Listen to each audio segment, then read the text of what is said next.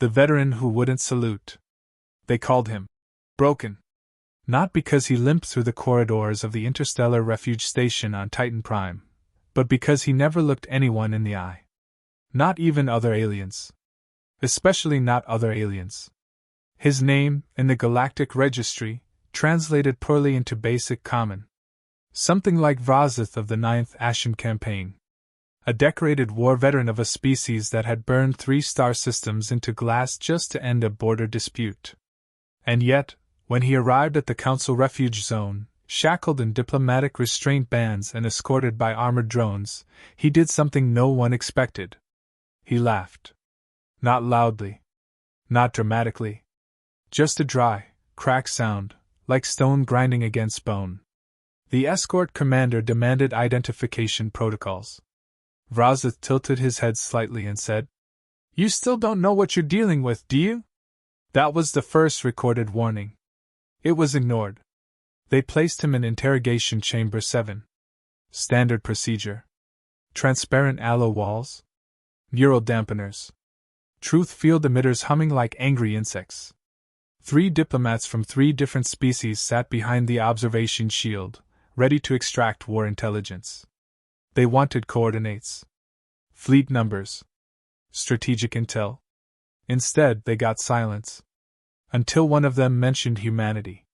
That's when Vrazith finally looked up. Slowly. Like a predator deciding whether the room deserved to keep existing. "Humans," the diplomat said carefully, scrolling through holographic files. "Primitive species. Barely out of planetary gravity wells. No recorded interstellar conquest history. Minimal cybernetic augmentation. Biologically fragile." A second diplomat chuckled. "Frankly," he added, "they shouldn't even be in this sector of space." Vrazith leaned forward for the first time. The restraints tightened automatically. They didn't matter. "They shouldn't be in space at all," he said quietly. A pause. Then he added, "That's what we said. Right before they started winning." The room went still. The council assumed he was traumatized. A psychological collapse from prolonged warfare. It was easier that way. They activated mild neuroprobing. Just enough to extract buried memory impressions. The machine hummed. Vrazith didn't resist. At first. Then the lights in the chamber flickered. And the first memory spilled into the observation feed. It wasn't a battlefield. It was a field hospital. Human field hospital. Mud. Rain. Smoke. No clean energy signatures. No advanced shielding. Just tense shaking under artillery fire that shouldn't have existed in space warfare. A human medic, a woman, young by galactic standards, was holding together a wounded soldier's chest cavity with literal pressure bands and a printed polymer sealant gun. "Stay with me," she shouted. "Hey, don't you dare go quiet on me, you idiot!" The soldier laughed, coughed blood, and said, "Tell my wife I still owe her dinner." Then he died. The medic didn't cry. She just reloaded the sealant gun and moved to the next body. Vrazith's voice echoed through the memory like narration. "They don't stop. Even when they should." The diplomats frowned. "This is irrelevant," one said. "We asked for military intelligence." The memory shifted. Now it was space. Not clean. Not elegant. Human ships were ugly things. Asymmetrical. Welded. Rebuilt. Modified mid-flight.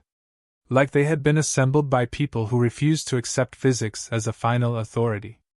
Against them, a Kael'thar war fleet. 47 ships. Precision formation. Plasma lances charged. Victory assured. The humans had 3 ships. 3. Vrazith's voice returned. They were already dead. They just hadn't noticed yet. The battle began. No formal declaration. No honor broadcast. Just instant chaos. The Kael'thar fired first. A wave of blue-white annihilation lanced across space. One human ship vanished instantly. The diplomats leaned forward, almost satisfied. Then the second human ship detonated its own reactor. Not as an accident. As a weapon. The explosion bent space itself, swallowing 2 Kael'thar cruisers whole. Silence in the observation room. That's impossible, one diplomat whispered. Vrazith laughed again. This time louder. Impossible is what they call it, he said. Until it works. The memory shifted again. The final human ship was still intact. Barely. Hull cracked. Systems failing. Life support at 12%. And yet it kept moving forward. Straight into the Kael'thar formation. Ram? One diplomat asked in disbelief. No, Vrazith said softly. Worse. The ship wasn't ramming. It was boarding. The hull split open mid-flight like a predator opening its mouth. Human soldiers launched themselves into space. No fear. No hesitation. Mag boots flaring. Guns already firing. They didn't try to survive the vacuum. They turned it into part of the battlefield. Inside the Kael'thar flagship, alarms screamed. Then stopped. One by one. As systems went dark. Not destroyed. Taken. The memory ended. The chamber lights returned.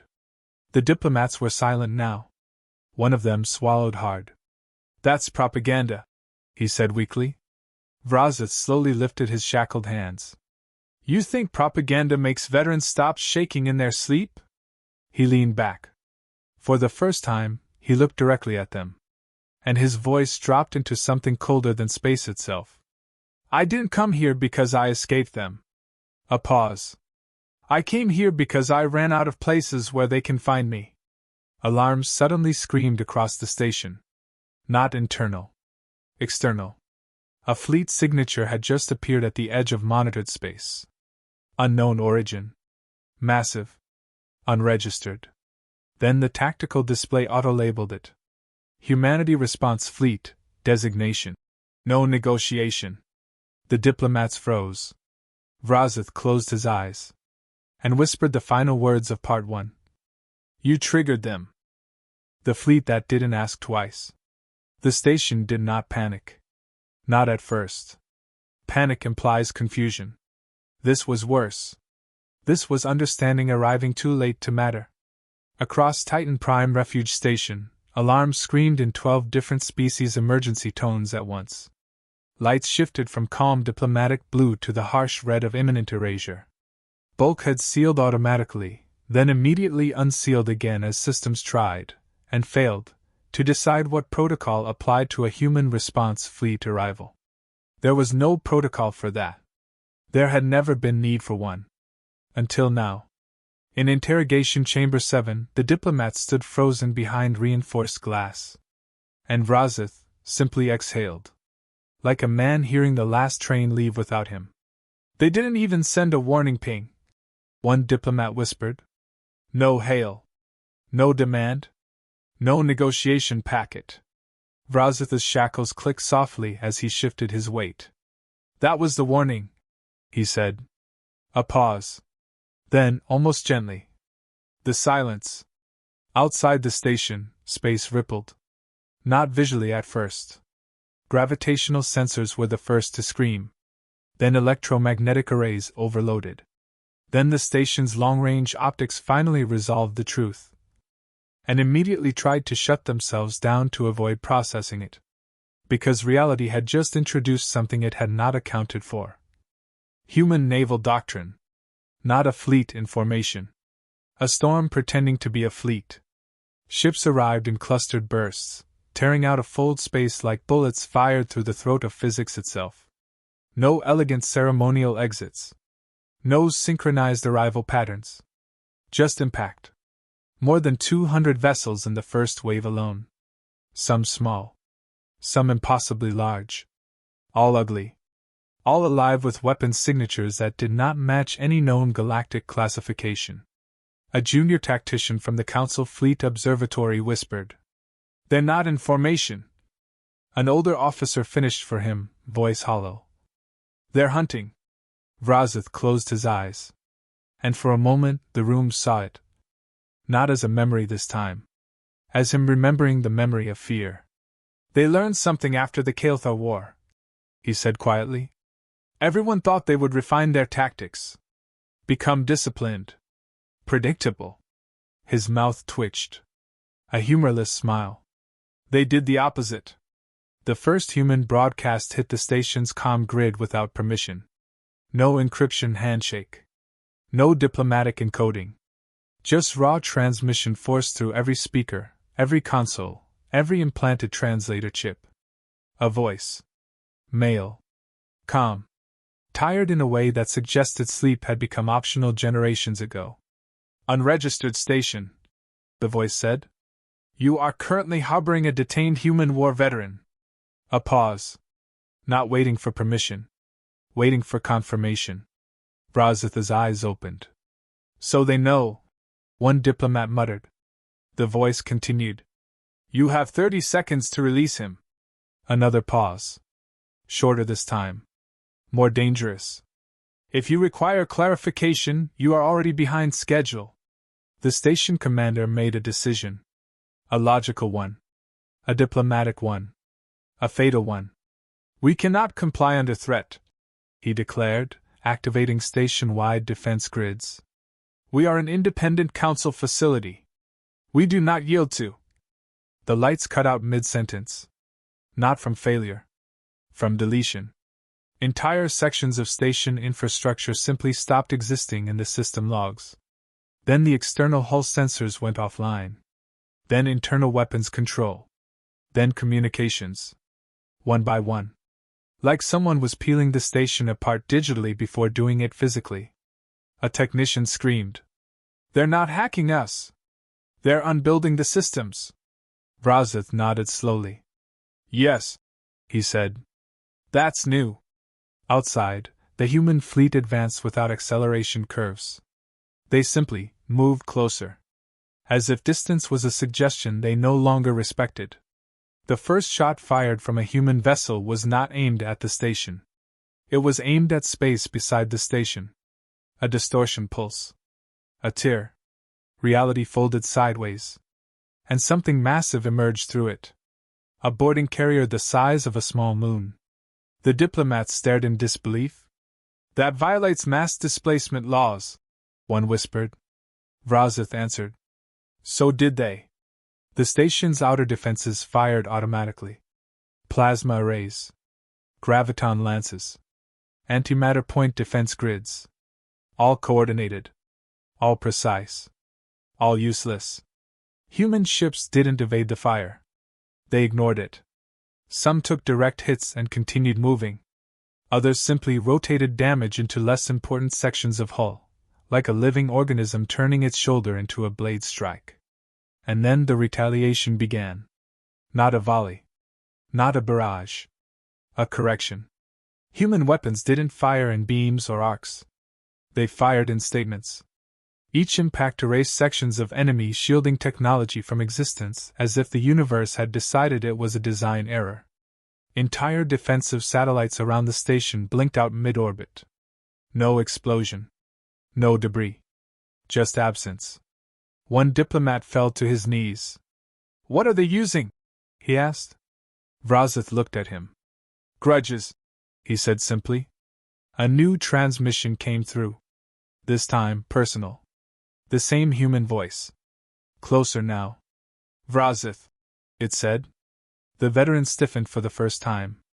The diplomats noticed. You're wanted aboard, the voice continued. We can do this peacefully, or we can do it loudly. Your preference matters less than your survival. A pause. Then, almost casually. We still owe you a drink. Silence hit the chamber harder than any explosion. Vrazith lowered his head. And laughed again. But this time, it sounded different. Tired. Relieved. Afraid. You idiots, he muttered under his breath. You actually came. The station commander shouted orders. Evacuation protocols. Containment escalation.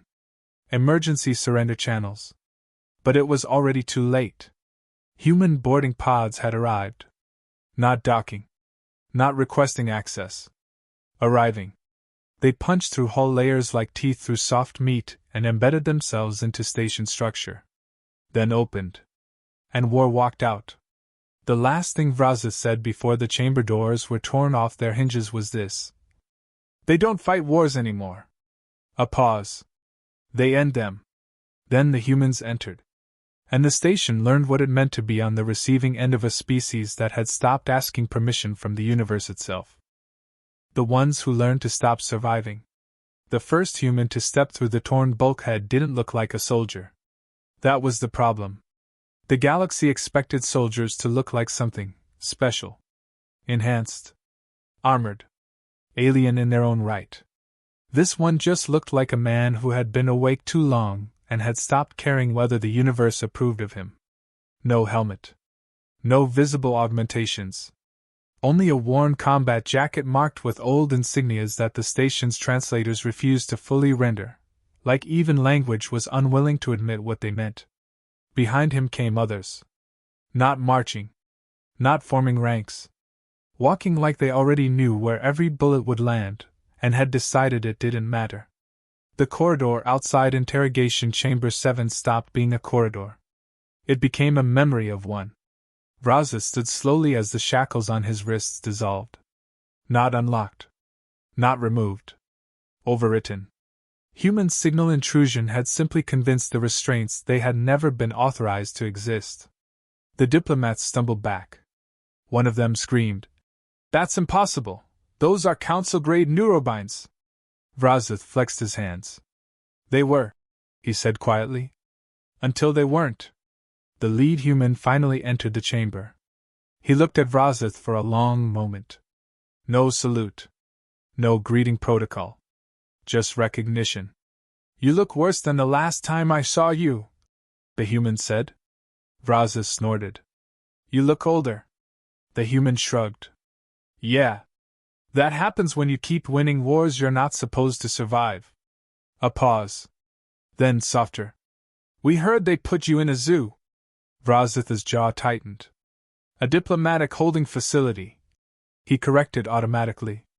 The human tilted his head. "Right. A zoo with paperwork." Behind them, the station shook. Not from bombardment. From structural reconfiguration. Human boarding teams weren't taking the station. They were editing it. Security systems were being rewritten mid-function. Defense turrets were physically detaching from control logic and refusing to reattach. Entire sections of the station were locking themselves down out of habit, then immediately unlocking out of fear of what the humans might do if they stayed locked. One council engineer stared at a monitor and whispered, "They're teaching our station to disobey us." The diplomats tried to speak.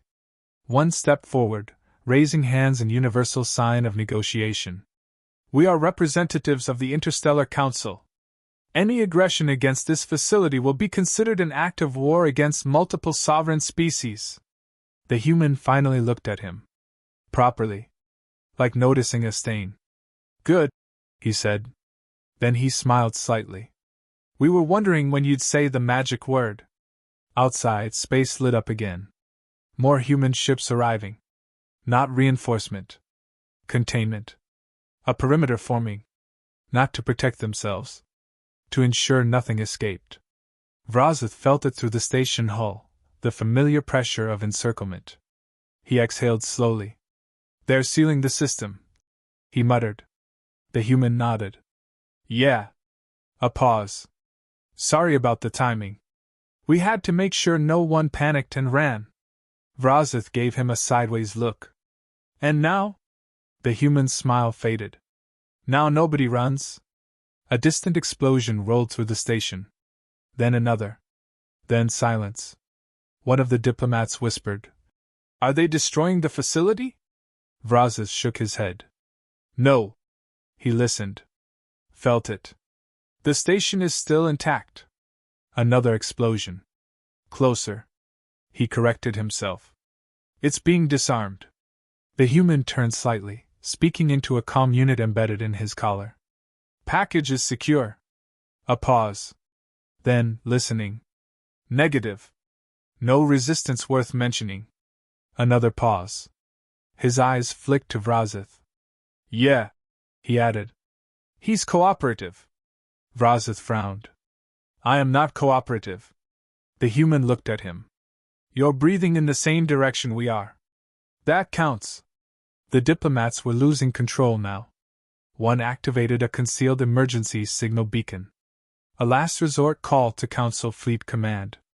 A flare of desperate light burst from his palm and vanished midair. The beacon simply stopped existing. The diplomat stared at his empty hand. What did you do? He whispered. The human didn't even look at him. We asked you politely not to do that. A pause. You didn't listen. Vrazith stepped closer to the human. Lowered his voice. You brought the entire fleet, he said. The human shook his head. No. He glanced around the shattered chamber, the collapsing systems, the terrified diplomats. We brought the minimum. That word landed heavier than any weapon discharge. Minimum. For the first time, Vrazith felt it. Not fear of humans. He had known that already. Something worse. Understanding. They escalated, he murmured. Because I was taken. The human nodded. Yeah. A beat. Turns out you're still on the list. Vrazith gave a short, bitter laugh. I tried to disappear. The human shrugged. You can't disappear from people who learn how to hunt gods. Silence. Even the station seemed to stop shaking for a moment. Then the human leaned in slightly. His voice dropped. Almost conversational. Also, you left something out of your report. Vrazith narrowed his eyes. What? The human smiled again. But there was no humor in it now. You didn't tell them what happened to the Kael'thar survivors. A long pause. The veteran didn't answer. Because he knew what came next. And so did the human. They didn't survive, the human said softly. A beat. We did. The station lights flickered. Every system across Titan Prime simultaneously received the same override command. Not from Council authority. Not from Alien Coalition command. From Human Naval Encryption. Final Protocol Classification. Return Authorization, active. Vrazith closed his eyes. And whispered. You're not here for me. The human nodded once. No. A pause. We're here because they finally touched something we care about. He looked at the shattered chamber, the broken diplomats, the collapsing idea of control. Then added, and now they get to learn what that means. Far above the station, the human fleet tightened its net. Not attacking. Not negotiating. Waiting. Like something patient. Like something hungry. Like something that had already decided the outcome and was simply allowing reality time to accept it. When the galaxy learned the meaning of hours, the Council liked to believe war was a matter of statistics. Fleet ratios. Energy output comparisons. Supply chain endurance. Predictable variables written into predictable equations. That belief lasted right up until the moment humanity stopped behaving like a variable. And became the outcome. Titan Prime Station drifted in silence for exactly 6 seconds after the human command transmission labeled Return Authorization, active. Then every defensive grid on the station shut down simultaneously. Not destroyed. Not hacked. Reassigned. The systems didn't even resist anymore. They simply accepted a new authority structure as if they had always been waiting for it. One Council Admiral, watching from distant command relay, whispered, "This is a coup." A technician corrected him without looking up. "No, sir." A pause. "That implies resistance." Inside the shattered interrogation chamber, Vrazith watched it happen through fractured viewport glass. Human ships were no longer arriving. They were settling. Like a storm finally deciding where the ocean ends. The lead human stood beside him, arms relaxed, eyes scanning incoming data feeds only he could see. "You ever notice something funny?" the human asked casually. Vrazith didn't respond. The human continued anyway. "We don't actually expand." A beat. "We just go back and pick up what people took." A distant section of the station tore open, not explosively, but surgically. Human boarding engineers moved through it like surgeons inside a living body, severing control nodes, isolating hostile systems, restoring damaged human personnel logs. They weren't conquering infrastructure. They were retrieving history. And everything that resisted being part of that history was being quietly erased from decision-making authority. One diplomat screamed into comms, "You're committing genocide against governance structures." A human voice replied instantly through the channel, "No." A pause. "We're correcting a misunderstanding." Vrazith finally spoke. "You're going to start a war with the entire council." The human looked at him for a long moment, then shook his head. "We already did. A beat. We're just finishing it now." Then came the twist the galaxy never accounted for. The council fleets arrived. Not one. Not a few. Everything. Hundreds of war armadas translating into real space at the system's edge in synchronized doctrine formation. Perfect geometry. Perfect arrogance. Perfect belief that numbers still meant something. A council admiral opened broadcast channels. "This is Council Authority Fleet Command. Human vessels, you are ordered to disengage immediately and surrender all occupied assets. You are in violation of interstellar law." He stopped. Because the human fleet had already responded. Not with a message. With a broadcast. Every council ship received it simultaneously. Not audio. Not visual. Memory. Recorded. Shared. Unfiltered. A battlefield. Not Titan Prime. Not space. A human colony world. Burning. Council-aligned forces had been there. So had something else. Human children running through collapsed infrastructure while alien troops advanced methodically. A human soldier picking one child up, turning to face incoming fire, and walking forward anyway. Not running. Not negotiating. Just walking. Until the fire stopped. Because there was nothing left to kill. Only something left to remember. The Council Fleet Command froze. One admiral whispered, "Why are they showing us this?" Vrazith answered from the station below, voice calm now. "Because you thought this started with us." A pause. "It didn't." The human commander finally spoke again, voice carrying through every ship in the system. "You came to reclaim detained personnel." A beat. "We're going to assume you understand what that means." Silence stretched across fleets. Then the commander added, "Because we understand what it means when you don't." The first council ship fired. It was a mistake. A reflex. A final assertion of authority. The shot never reached its target. It simply stopped existing halfway across space. Not intercepted. Not deflected. Removed.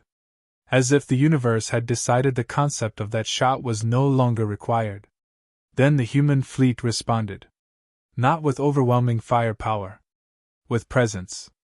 Every human vessel activated simultaneously. Not weapon systems. Something older. Something buried in doctrine that had never been used at scale. A designation appeared across all council tactical displays. Doctrine, Ancestral Return. Vrazith felt it in his bones before he saw it. "They're not fighting now," he whispered. The human beside him nodded. "No." A pause. "We stopped fighting when you made it personal." And then the final revelation. The council fleets began to fall apart. Not under attack. Under recognition failure. Human systems weren't just disabling enemy ships. They were reclassifying them. Every council vessel suddenly appeared in tactical systems as unauthorized occupation unit. And that changed everything. Because the moment a system stops recognizing you as legitimate, it stops needing permission to remove you. One by one, council ships went dark. Not destroyed. Relocated out of command relevance. Whole fleets vanished from engagement maps as if they had never been strategically valid to begin with. Panic spread across command networks. "This is impossible!" a council admiral shouted. "They can't just..." He stopped. Because there was nothing left on his screen. Only a single incoming message. From humanity. Short. Untranslated. but perfectly understood anyway. You took what was ours. A pause. We remember everything. Vrazith exhaled slowly. So this is it, he said quietly. This is your war. The human looked at him. No. A pause. This is our correction. He glanced toward the fading council fleet signals. And your warning got it wrong. Vrazith frowned. The human smiled slightly. We're not apex hunters. A beat. We're what happens after apex. The station stabilized. Not because peace had returned, but because everything that could oppose human control had been removed from relevance. Vrazith stood among the ruins, watching human ships hold position like patient guardians over a rewritten battlefield. Then he finally asked the question that had haunted him since the beginning. What happens now? The human looked out into the void. Then answered, almost softly. Now they learn why we stopped asking. A pause. And started remembering. Far beyond Titan Prime, the galaxy's old maps began to fail. Borders changed without notice. Fleets disappeared from record. Entire sectors were relabeled in systems no one had permission to access anymore. And in every council capital, the same phrase began appearing on corrupted screens, burning through encryption like a verdict. Humanity has returned. Vrazith lowered his head. And for the first time in his long, violent life, he didn't warn anyone. Because now he understood. Warnings were for species that still believed survival was a negotiation.